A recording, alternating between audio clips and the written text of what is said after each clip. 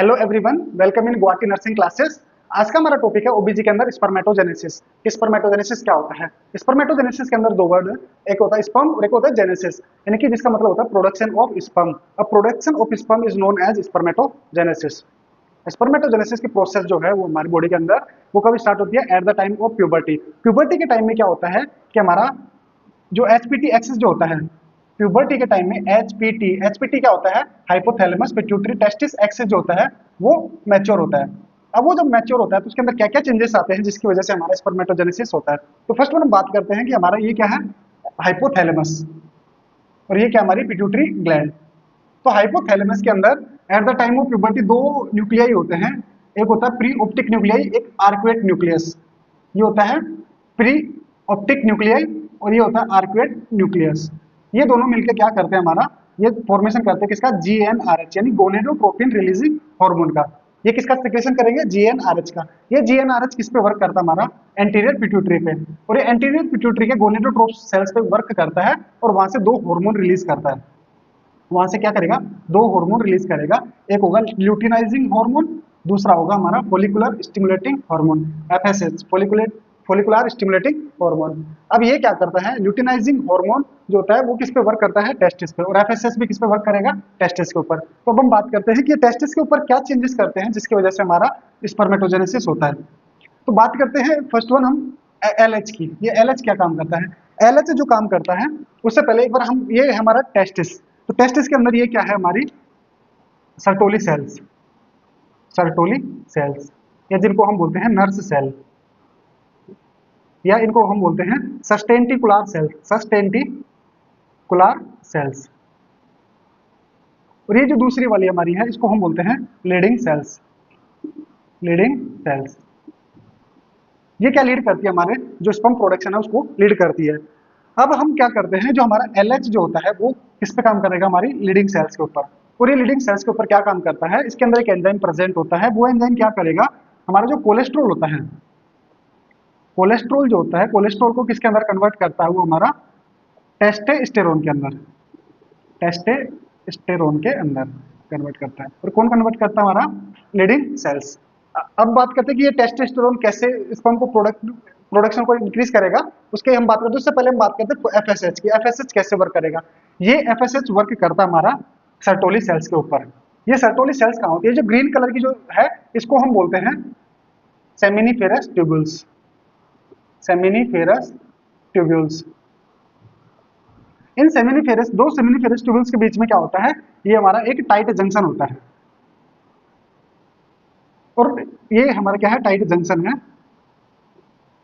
और ये tight junction at before the puberty क्या होता है? इस तरीके से होता है। और ये किसमें हेल्प करता है? जब कभी कभी हमें हमारे जो टेस्टिस जो होते हैं वो इमेच्योर कंडीशन में ब्लड स्ट्रीम के अंदर आ जाते हैं, तो वो उसके खिलाफ क्या बनती है? एंटीबॉडी बनती है। तो उससे बचाने के लिए वो क्या होता है? हमारा टाइट जंक्शन होता है। ये टाइट जंक्शन क्या करता है? एक बैरियर का काम करता है। और ये बैरियर किससे हेल्प करता है? हमारी एंटीबॉडी, स्पर्म को एंटीबॉडी से प्रिवेंट करता है, जिसको हम बोलते हैं blood testis barrier, blood testis barrier बोलते हैं। और ये बैरियर क्या काम करता है? ये बैरियर इस जो हमारा सेमिनिफेरस ट्यूब्यूल्स का जो ये कंपार्टमेंट है इसको दो कंपार्टमेंट में डिवाइड करता है। फर्स्ट वन, एक जो होता है ये हमारी जो बेसल ल्यूमिना जो सेल्स होती है, बेसल लेयर जो है इस साइड होगा, जिसको हम बोलते हैं बेसल कंपार्टमेंट, बेसल कंपार्टमेंट। और एक जो हमारी ल्यूमेन जो होती है, ल्यूमेन साइड में होता है, जिसको हम बोलते हैं ad luminal compartment, ad luminal compartment, ad luminal compartment. ये एफएसएच जो होता है वो किसमें वर्क करता है? एफएसएच में, वो सेमिनिफेरस ट्यूब्यूल्स में। और ये सेमिनिफेरस ट्यूब्यूल्स में कहां पे वर्क करेगा? हमारा सर्टोली सेल्स के ऊपर। ये सर्टोली सेल्स के ऊपर वर्क करेगा और यहां से एक हार्मोन, एक प्रोटीन रिलीज करता है जिसको बोलते हैं एंड्रोजन, एंड्रोजन बाइंडिंग प्रोटीन। इसको हम क्या बोलेंगे? एंड्रोजन बाइंडिंग प्रोटीन या एबीपी।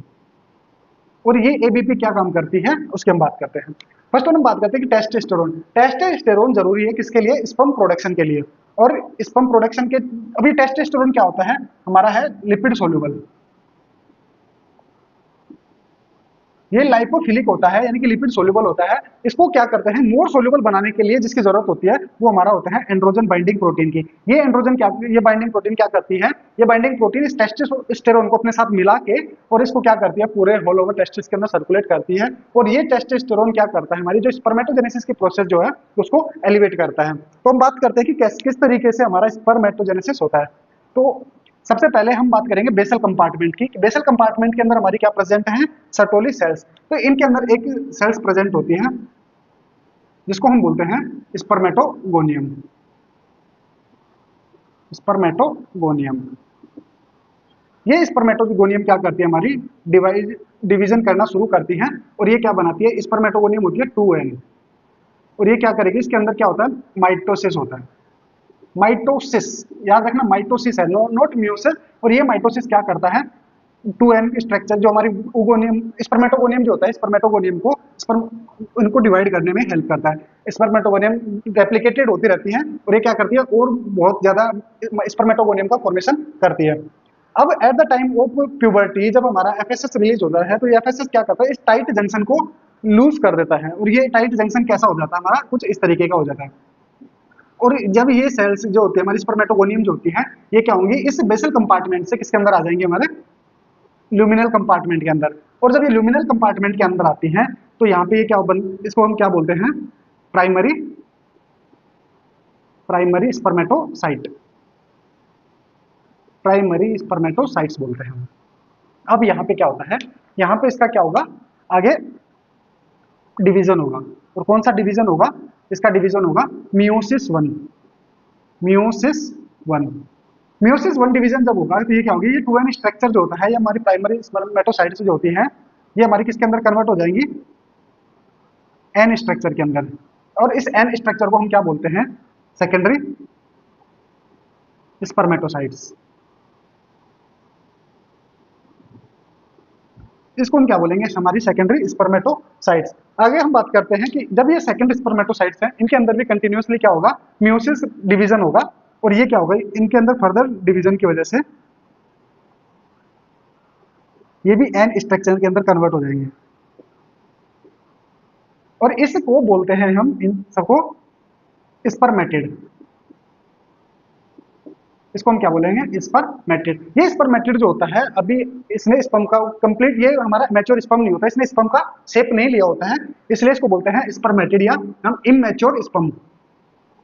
Immature sperm. अब क्या होगा, इस स्पर्म के अंदर या स्पर्मेटिड के अंदर क्या होगा, फिजिकल मैच्योरेशन होता है। और ये जो फिजिकल मैच्योरेशन होता है, तो ये किसके अंदर कन्वर्ट हो जाते हैं, हमारे मैच्योर स्पर्म के अंदर।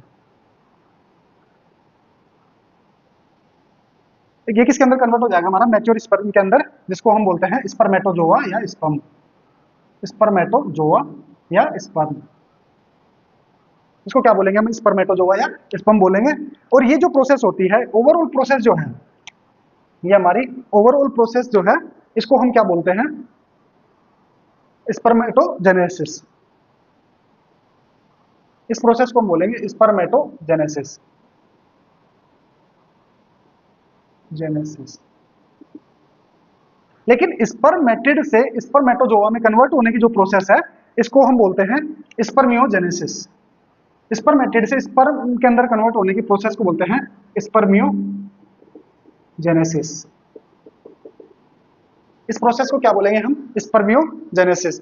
अब आता है कि जो टेस्टोस्टेरोन जो हमारा था, जो लीडिंग सेल्स ने टेस्टोस्टेरोन बनाया है, अब वो क्या काम करता है, इन सभी फेजेस को